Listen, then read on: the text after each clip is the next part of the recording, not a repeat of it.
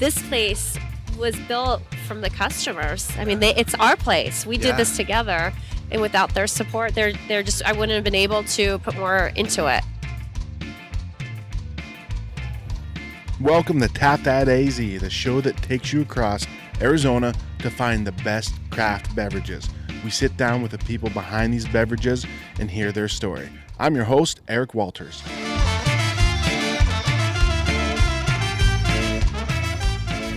In this episode, I sit down with Rebecca Golden from 32 Shea.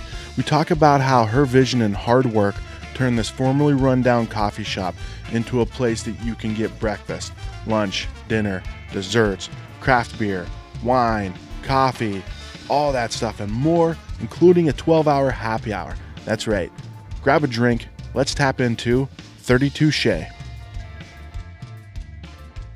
I'm here with Rebecca Golden from 32 Shea. Rebecca. Hi, Eric. Thanks for joining me. This is pretty awesome. Pretty excited. I've been coming to this place for years, so you guys were definitely at the top of my list to come visit. Yes. Thank you. And it's a beautiful day out. It is awesome. Couldn't get much better than this. This is why we live in Phoenix, Arizona. It is, right? Around August, September, I'm starting to think, like, why did I do this to myself, you know? Yeah. But it's times like this that make it, all right, I made a good choice. Yeah, Yes. It's beautiful. So take me back to the beginning of the creation of this. Well, like, how far back do you want to go? Like the first idea or? Idea, yeah. Well, the seed. You know, the first idea came from, I was living in Arcadia. Okay. Anybody who knows Phoenix knows Arcadia. It's the up-and-coming epicenter of all restaurants. And I watched and witnessed the first Postino's opening, and I was so inspired by what they did with the building, and there was just this energy in that I just fell in love with. Okay. So that was the first plan of the idea. So I was like, I would love to have a dog-friendly wine bar. Why doesn't anybody have any dog-friendly places? Well, little did I know that at that time the health department actually didn't allow dog-friendly. But that started. So that was about 15 years ago. So that was the thing that the seed that started growing in me. And then I realized, well, I need money, and nobody around me had money. So I was like, how do you get money? Well, if you want to get a loan, you have to write a business plan. So then I spent like a year writing a business plan. And at the end of it, I realized I needed a lot of money and I didn't have it. So the only way to do what I do in life is to make it happen. I had to work, and I worked 2 jobs for 10 years. Okay. I had a very corporate job at the beginning, and on the weekends I went back to the place that I served at, this little Italian restaurant, and I would work the weekends and save all the money that I had from that job and any extra money that I made. And then eventually I ended up opening my own business, a website development company and a brand company, and then I still worked on the weekends as a server. So I that's how I started, and I love downtown Phoenix, and I was like, wow, this is definitely where I'm going to have my place and whatnot. And then one day I moved into this area, the Dreamy Draw area, 32nd Street in Shea, and I started going to this really rundown coffee shop, and I was like, this is the place. This location? This location here. So 32 Shea, it was really run down, and I just didn't understand why the owner couldn't see this vision. So I'm sorry. I should probably turn that off. I approached him. This is like 10 years later. So this was about 6 years ago. Okay. And no, it's actually 9 years ago. I approached him and I was like, hey, let's partner, or, I'll do nights. You can do days. I want to do this wine bar thing. And he had no interest. And I was like, I'll buy it from you. And he's like, absolutely not. So I was like really heartbroken, and so much the fact that I'd come in here when he wasn't around and I like write my name on the window. I started manifesting it. And my friend and I would sit out in the patio, and we'd walk around and pace how big do you think it is inside it? Because as you know, this is a very small space. Yeah. So we were trying to figure out, and that little rolling thing that measured. We just by our feet, because we didn't want to seem too I didn't want to disrespect him, but I was like, this is going to be mine. Right. So and then I finally just hired a real estate guy. Not hired. I went to my real estate guy friend and was like, I love this space and come see it. And so we went down when they were closed one Sunday, and he's like, well, first he went to the owner, and the owner would not talk to him. So I knew it wasn't about me. The owner just did not want to sell. Okay. But I brought him here, and the real estate guy's like, this place is horrible. Like, no, why would you even want to open a place here? Yeah. He's like, you need to be somewhere like downtown. And I'm like, no, I'm telling you, this is the spot. I was like, and he's like, I don't think so, Rebecca. And I'm like, get in the car. So we got in the car. We started driving around. I was like, I want you to see the houses in this neighborhood and see just how great this neighborhood is. And there's nobody catering to this neighborhood. And we got in and we drove around, and I thought I was impressing him. And he called me the next day, and he's like, I really want you to think about some other spaces. And I was just, at that time, I was just heartbroken. So I was like, you know what, forget this place. So that I just thought I was never going to have it. Okay. Fast forward 3 years later. I wouldn't even look at this corner. I drive through this corner every weekday, and I just couldn't even bear to look at Shea Cafe at that time because I was so heartbroken. Yeah. And I thought they would go out of business, and they never did. And I was going to the gym one morning, and sure enough, there's a for lease sign. Like for lease, like it wasn't even business for sale. And I called the number, and I was like, I'm going to take this place. And they're like, well, do you want to look at it? I'm like, nope, I'll drive down right now and give you a deposit. Yeah. And I did, and that's where it all started. Wow. Yeah. That's you were driven. Like you were locked in. I just had a feeling. It was just, I love this neighborhood. I mean, this is an area that has the mountains, and it has beautiful homes. It's a really great neighborhood, and I wanted to bring something that was like downtown to this uptown kind of area. Okay. And there was nothing like that over here. I mean, just no local places. Nice. So so that's really important to you, the neighborhood. Yeah. I wanted to make a mark like Postino's made a mark, and have something that was just important to people and that they cared about and loved, and that the community could help build. Yeah. So that's what's happened. When we first opened, it was very, it was. Did you ever come when we had the trees in the boxes? And I think so, because you didn't always have this out here, right? Right. We had half the patio at the beginning, and that was kind of silly. When was that? So that was about 3 years ago. Okay, yeah. Before so we that's remodeled. Around, Yeah. Around So when we started coming here. It's very humble beginnings. I wasn't sure if we were going to make it, so I only signed a year lease. That's crazy. Like, this is what I want. But at that time, so this was 2011. Nobody was opening businesses. I mean, my rent was like $1,000. It was something ridiculous, and I just didn't know what was going to happen because everybody was going out of business. The Plaza had like 80% vacancy, and here I am, like I'm gonna make an opportunity out of this, you know. So we opened, and holy moly, it was pretty tough. Yeah. It was not financially tough, just I had no idea what I was doing, and it nearly killed me to figure this business out on my own. Right. You know, open 16 hours a day, running 2 concepts out of one. So wow, it was crazy. So and you've accomplished that because you've been recognized for like community. I don't know the word I'm looking for, but you got like Best in Phoenix for something with community. Yeah, right? Area Revitalizer. Yes, that was that's probably the one of the best titles ever. Area Revitalizer. I so know. What is that? Like, explain.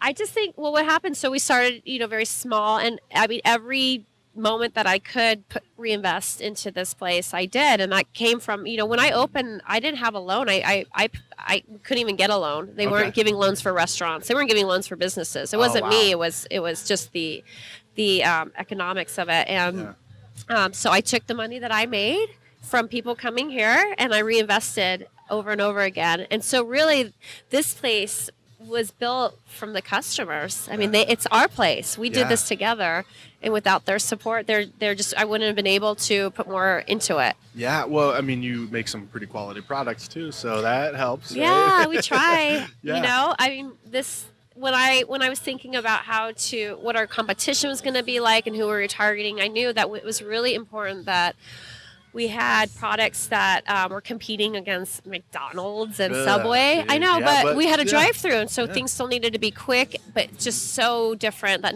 people had never seen in the drive-thru. Like they never saw a prosciutto sandwich in a drive-thru, or like like a caprese salad, like things that were really quality. Yeah. But things that people would be willing to pay a little bit more for and wait a little bit more for. That's right. Yeah. Yeah.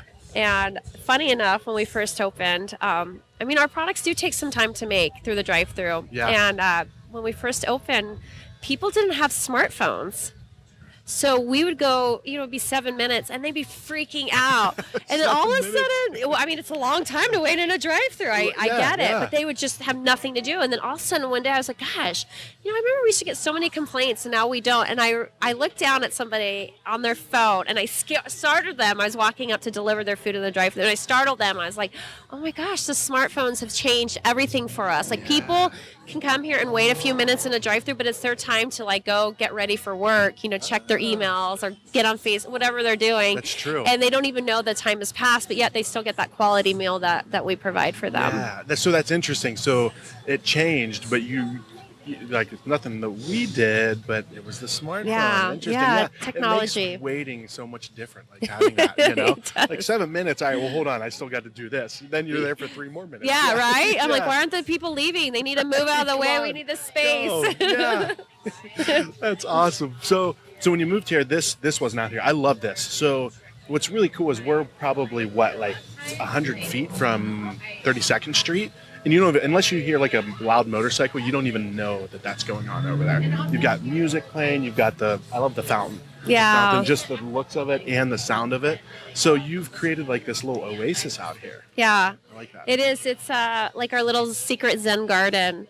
When we went to remodel 3 years ago, the patio, I went to all my favorite places around town and just took something from them. Cafe Monarch has a beautiful patio with these palm trees, and I was like, I have to have palm trees. And I went to, Chelsea's Kitchen, and they had these big mature trees, and I was like, yeah, this is really important. We need to feel like we've been here forever. Like, this has been part of this neighborhood for a long time. Right. And, we have a Zen feel. It's not like a religious thing. I just feel like there's a sense of, when you see a Buddha, of peace and an appreciation that Americans see in Buddha, or some Americans do, and I wanted to have that sense here. Yeah. And so, when we put the trees in, I bought really mature trees that would grow fast, and I wanted vines that were evergreens, that they would be green all winter long. And I don't know. It was so important that it felt like a place of peace and beauty for people, that they would just feel love once the minute they walked in, because it looks kind of awkward from the outside. When you're driving up, it almost looks like a nursery. You don't even, there's just big trees and this weird building, and then the minute you step in, it just all makes sense. It all pulls together. It does, because this is the trees are key too, because in Arizona, having tree cover is rare. It's rare to have that, So, I love it. I think it's great. So you guys do. So when it's very beginning, I was describing, I'm at 32 Shea. It's a coffee bar / this / that. So you do.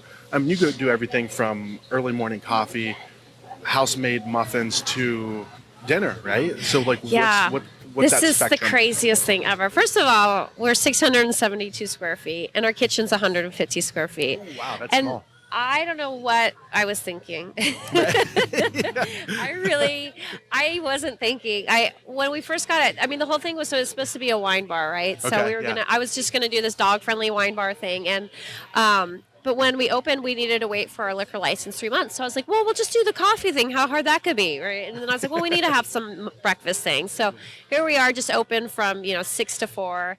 And we're waiting for the liquor license. And I'm like, holy moly, this is really hard. Getting up at 5:30 or being, here at 5:30 in the morning to open at 6 is really tough.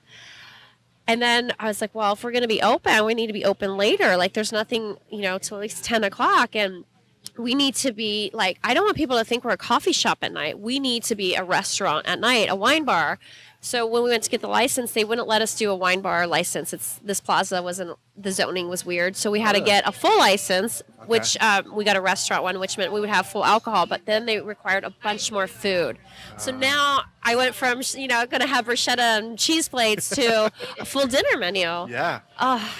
And that just, oh boy, it was a lot to learn. So now I have this kitchen that has to turn over, three courses. Breakfast, lunch, and dinner in a 150 square foot space. And it's just a unique concept for anywhere. A lot of places, they do it, but it's kind of the same menu all day long, or the environment doesn't change. But here, the day and the night are day and night from each other. I mean, the day is definitely a coffee shop cafe feel. You order at the counter. It's really fast. You sit wherever you want. And at night, it is a restaurant bar. It's dark.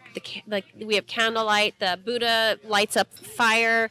There's servers now. There's chefs. There's bartenders. And it does not feel like the same place. You feel like you're in a completely different place. That's awesome. Yeah. And then the thing that's great is, especially for the neighborhood people, is that we have people who come twice a day, every single day, right? Because they come in the morning to get their coffee, and then they come at night to have dinner and cocktails. Yeah. That's cool. That's and it's hard. It's hard to pull that off, I would think. It's incredibly hard to pull that off. I mean, just logistically, I think even for anybody with just normal size space, right? But to pull it off in an environment where really, that you're, when the sun goes down, that this is a different place it's very hard. Yeah. And it's kind of been one of our struggles too, because people have seen us as a coffee shop. It was a coffee shop for 20 years before we had it. Right. And so they don't even really realize, some people, and it's catching on, of course, that realize that, wow, at night it just turns into this whole other environment, this whole other scene. Yeah. And just as trendy and cool. And what I'm drinking right now is that cohesion of the two, right? You are. Yeah. So, what is it? What am I drinking? And I want to say I'm a grown man, and it's okay if I like this, so don't judge me. I like your girliness. I like knowing that side of you. Yeah. So what is it? What am I drinking? You're drinking a Nutella espresso martini. Oh. So literally is the combination of our morning espresso with our Nutella fix. Everybody talks about our Nutella thing, and it was something intentional. The Italians I worked for, they had Nutella around. I'm not even a huge Nutella freak or anything, but I was like, we're going to have something that people aren't doing anywhere, and it's really paid off for us. In the mornings, our Nutella mocha is the #1 selling coffee drink that we have. Really? Oh yeah, hundreds go out the door every day. It's crazy. Yeah. So, so you're drinking one of our what we call our after dinner drinks, or midday, because we do serve alcohol day. And I'm drinking our #1 selling martini, which is our mint lemon drop martini. So, that was the cool thing when we first opened. Craft cocktails were just coming on the scene, so we were kind of ahead of the game when we started muddling things and using fresh herbs. That wasn't really happening a lot, especially in Phoenix. And also craft beer. We were one of the few places that only served craft beer only. And people used to leave because we wouldn't have Budweiser. It was so hard to stick to that. But now it's like, so people are so willing to try all different types of beers that now it's like, you don't have Bud Light, just give me a Pilsner or whatever. Right. So, but we were literally I think the first people in town that only offered that, that's pretty awesome. 6 years ago. You wouldn't think that 6 years ago. Yeah. Well, it's funny because when I go to places, I love craft beer. That's my thing. So when I go to places, I'm like, what do you got on draft? And immediately I cringe because it's like, we got Bud Light, Coors Light, Miller. And I'm like, let's start at number 7. Yeah. Let's start 7 to 10. Yeah. But that's awesome that you guys that's what you do. It's craft beverages, cocktails, craft beer. The coffee is really good. My wife loves the Nutella. That's really what got us started here. Was we would be driving through. We'd go to visit family in Tucson. I'm like, let's stop here and get a coffee. And she's like, they got Nutella. She's like, I'm getting that. Yeah. And it was legit from the beginning. It's so good. That's what I drink. I drink our cold brew. We make our own cold brew, and I put Nutella in, and I'm like, I just crave. I can't drink it every day because I'd be probably 100 pounds heavier, but it's my favorite. Yeah. Oh, so I didn't even know you guys made cold brew. Yeah. That's awesome. Yeah. We try to do everything that we can to be unique. We make some of our own syrups. We have all the usuals like vanilla, blah, blah, blah, that we buy, but we make homemade lavender, which is amazing. Wow. So we have we have lavender syrup, but we make lavender white mochas. We have a rosemary honey. We have pistachio and a Vienna, which is vanilla cinnamon. So just trying to, that's the cool thing about being local and being a soul owner, that you can just do whatever. Yeah. You can just do whatever, and you don't have to answer, and you can try things out, and it's awesome. That's the creativity. That's what I love about the business the most, is the creativity behind it. Yeah. Well, and now things are paying off for you.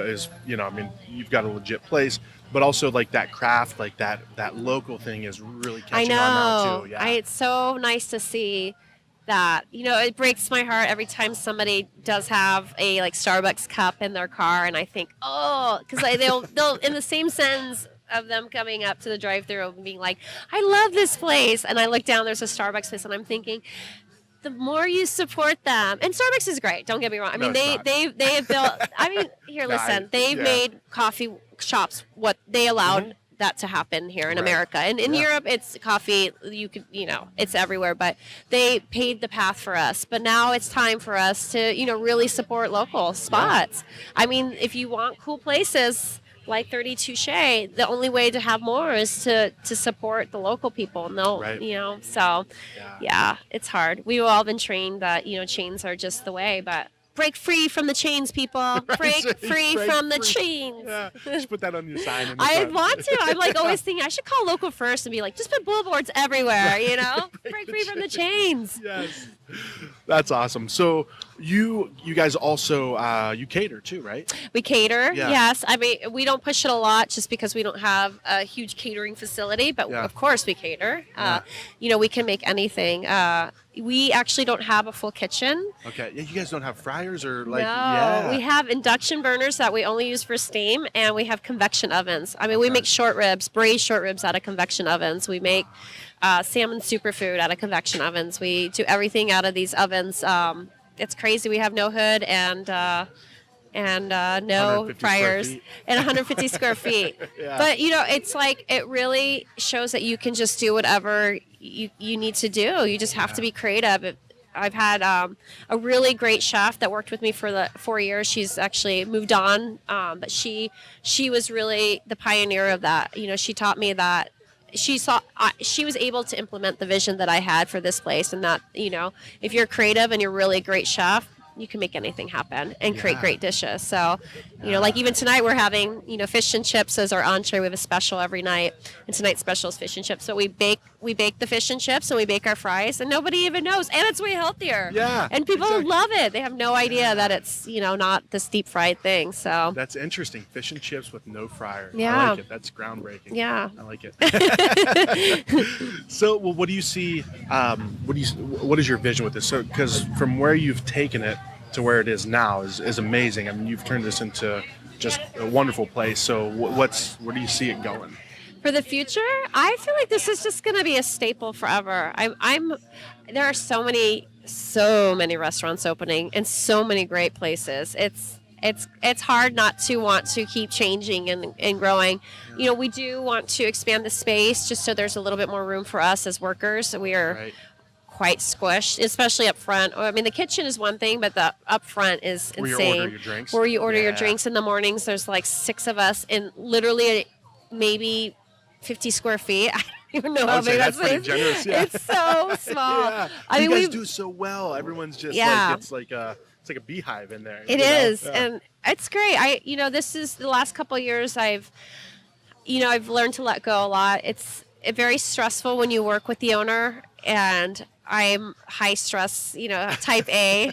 So, there might be a few people that are a little angry with me because of the way I've treated them. But, it's just when you're in a small space and when you have everything on the line, it's hard. And I'm super passionate, and I wear like every emotion on my face. I mean, there's nothing I can hide. Yeah. So, learning to step away and to just, this business is just hard, and I didn't know that you needed to like have training manuals and test people and just do all these things. And once I got all these things into place, I things have really changed for just the staff. Like being able to train them right from the beginning and being less frustrated, and then stepping away and letting people manage has been great. Yeah. So I feel a lot different. I think there was probably about 4 years that I didn't even recognize myself. I'm like, really? Who is this monster? This is crazy. 16 hours a day. That's why we're open. We operate 18 hours a day. So for one little lady who's never done this before, I mean, it was just a lot. Yeah. It was scary. Now I just feel like now I can like at least go home and know that people know what to do and they have the best intentions, and it's a lot better now. Nice. Yeah. So, well, thanks for meeting me. Like this has been awesome. Like I love this place. I always recommend it to people. Like if you're driving down the 51, get off on Cactus and go to. Or wait, I say cactus. Shea. Cactus actually is easier sometimes. So, Yeah, you know, yeah, with the traffic. Yeah. So it's so funny because I'm like, usually at the end of the shows, I'm like, okay, so where can we find you? 32 Shea. You're on 32nd and Hey, Shea. people Easy don't to know. find. People ask that Yeah. question all the time, though. They're Yeah. like, where is it? Because the name is a little confusing. Yeah. 32 Shea. 32nd Street and Shea. And what's the website? 32shea.com. 32shea.com. There's no other 32 Shays out there. Nice. We're the You only. locked that one we're down. OG. Yeah. You know, even like Twitter and Instagram and Snapchat, we're 32 Shays. So you can find us Awesome. everywhere there. But thank you. You know Yeah. what you're doing, and what I always tell everybody who interviews us. It just helps businesses so much to get out there, and we need you just as much as you like coming here. We like seeing you, and you know, if there's anything we can do for you to help promote you, we'd love to do that as well. Awesome. Well, thank you so much. Yeah, I appreciate it. Absolutely. All right. Hey, thanks for listening to another episode. Hopefully you're enjoying the show. If you are, do me a huge favor. Let's spread the word a little bit. Tell a friend, tell somebody you think might enjoy the show. Go to iTunes if you're feeling up to it. Give a rating and review for the show. I'd truly appreciate it. In the next episode, I travel down to Tucson to talk to a brewery who serves their flights in skateboards. So stay tuned. In the meantime, always remember, stay awesome.